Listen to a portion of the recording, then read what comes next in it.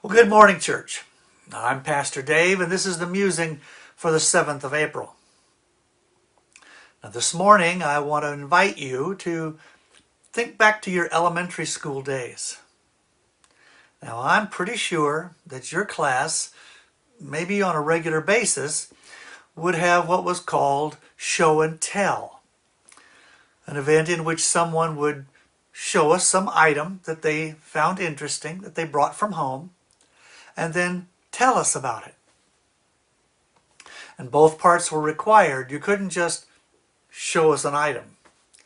And you couldn't just talk about an item. You needed to do both. And that's because each part reinforced the other. The telling gave insight about what we were seeing, and the showing added clarity to what we were hearing. Now, the primary point of the exercise was for the presenter to gain from the experience of explaining what it was he brought and why he brought it. To explain what it was and what it was for and how it worked.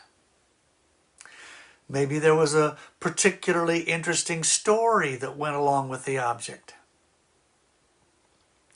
But there was a secondary benefit of the event also, and that was that the other students also gained. We learned something. We were exposed to something we might not have been familiar with. And we also learned something about the presenter. We got a little bit of an insight into their life, a little piece of their story. And the verbal and the visual inputs combined to give a level of completeness to the whole experience. Maybe we can take a lesson from this when we think about our witnessing for Jesus. You see, friends, it isn't enough to simply talk about Jesus, to verbally present our story. Well, that is important, to be sure, and there is a time and place for it. But in addition to our words, we have to show people our testimony. We have to show them what a life in Christ looks like and how it works and what it does. Your words will add context to your life, and your actions will add verification to your testimony. And the reason for that is that without words, people will not fully understand the role that Jesus has played in your spiritual transformation. And without your life as an example, people will not care.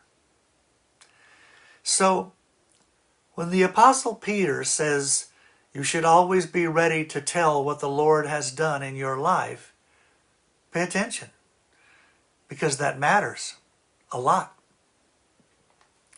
But don't forget the show part. Live a life that points to Jesus. A life that reflects His love and His grace. A life that wordlessly shouts out, I follow Christ.